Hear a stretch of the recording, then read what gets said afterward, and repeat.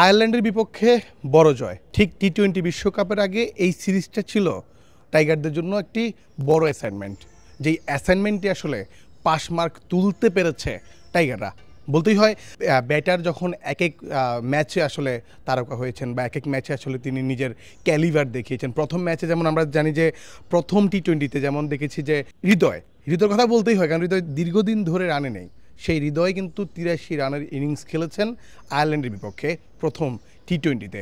সেই ম্যাচটি যদিও বাংলাদেশ জয় পায়নি, তবে এই যে হৃদয়ের ফেরা, সেই ফেরাটার জন্য অপেক্ষা করছিল বাংলাদেশ এবং স্বস্তিতে ফিরেছে বাংলাদেশ। সেই ম্যাচের পরে যদি আমরা দেখি যে 4 উইকেটের একটি জয় পায় বাংলাদেশ, সেখানে 170 রান করে 71 রানের টার্গেট দেয় আইরিশরা। সেইখানে কিন্তু আবার পারভেজ হোসেন ইমন এবং লিটন কুমার দাস দুইজনই কিন্তু Gold's Gym across 30 plus countries. With over 700 plus locations worldwide, train anywhere, belong everywhere. দুর্দান্ত একটি ইনিংস খেলেছেন। লিটন অর্ধশতক পার করেছেন এবং আমরা দেখেছি যে পারভেজ হোসেন ইমন মাত্র 43 রান করে তাকে থামতে হয় অর্ধশকের কিছুটা কাছাকাছি গিয়ে। সেই জায়গাটাই যেমনটা বলছিলাম দর্শক, যে এক এক ম্যাচে এক একজন হিরো হচ্ছেন, রানে ফিরছেন, দলকে এগিয়ে নিয়ে যাচ্ছেন। এবং শেষ ম্যাচ, সিরিজ নির্ধারণী ম্যাচে কিন্তু জ্বলে উঠেছেন আরও দুজন ব্যাটার। সেই ব্যাটার হচ্ছেন পারভেজ হোসেন ইমন এবং তানজিদ হাসান তামিম। দুইজনই কিন্তু দুর্দান্তভাবে যখন প্রথম দিকে যখন সাইফ হাসান যেভাবে খেলছিলেন, বড় শট খেলছিলেন, তারপরে কিন্তু সাইফ হাসান আউট হয়ে যান, ক্যাচ আউট হয়ে যান। এরপর কিন্তু লিটন কুমার দাসও নিজেকে আসলে সেট করার আগে আসলে তিনিও আউট হয়ে যান। পরবর্তীতে কিন্তু এই পারভেজ হোসেন ইমন এবং তানজিদ হাসান তামিম দুজনে মিলে এই ইনিংসটাকে জয়ের পর্যায়ে নিয়ে গেছে। এবং এর আগে বলতে হয় যে আসলে ম্যাজিকের কথা, ম্যাজিকের জায়গায় মুস্তাফিজুর রহমান এবং আমাদের লেগ স্পিনার রিশাদ হোসেন, দুজনের কথা বলতেই হয়। দুজনেই আসলে 4 ওভার বল করে, একজন 11 রান দিয়ে 3 উইকেট, একজন 21 রান দিয়ে 3 উইকেট।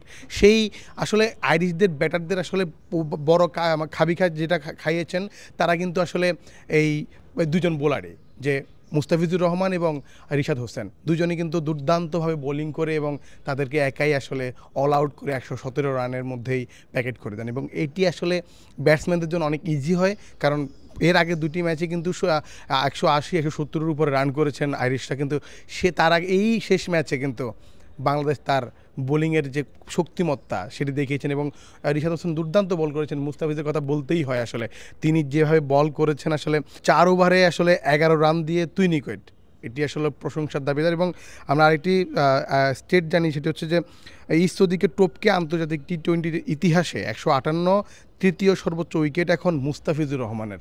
ইসোদিকেও টপকে গেছেন মুস্তাফিজ, সেখানে কিন্তু 158 উইকেট নিয়ে আসলে তৃতীয় অবস্থানে আছেন মুস্তাফিজ।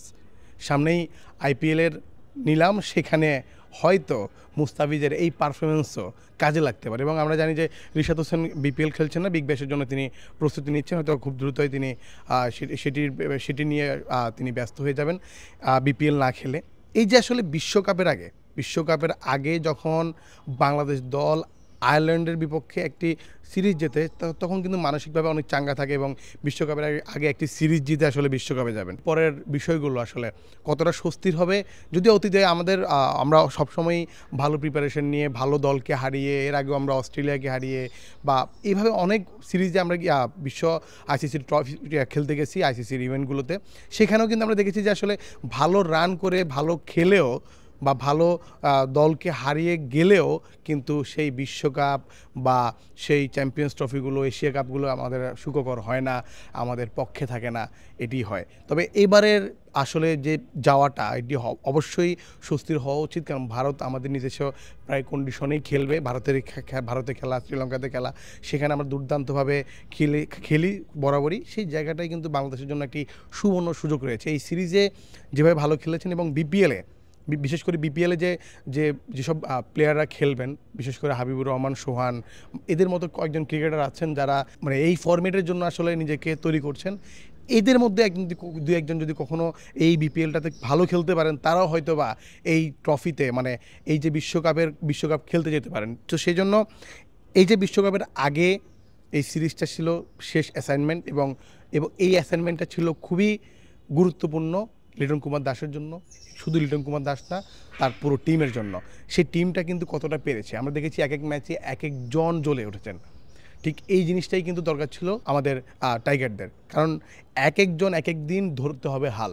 যেদিন সবাই ধরবে হাল সেদিন তো অনেক বড় কিছু হতে পারে। তো এই যে একদিন একজনের হাল ধরা এবং ক্রিকেটকে, বাংলাদেশ জাতীয় দলকে এইভাবে এগিয়ে নিয়ে যাওয়া, এটির জন্যই আসলে বা এটিই দেখার জন্য অপেক্ষা করছে বাংলাদেশ। এবং বিশ্বকাপের আগে এমন সিরিজ জয় কতটা কাজে দিবে বাংলাদেশকে অবশ্যই কমেন্টে জানাবেন দর্শক।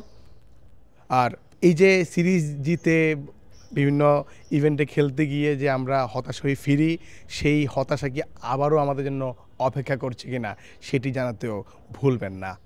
মুন্না চন্দ্র দাস, বাংলাদেশ প্রতিদিন, ঢাকা।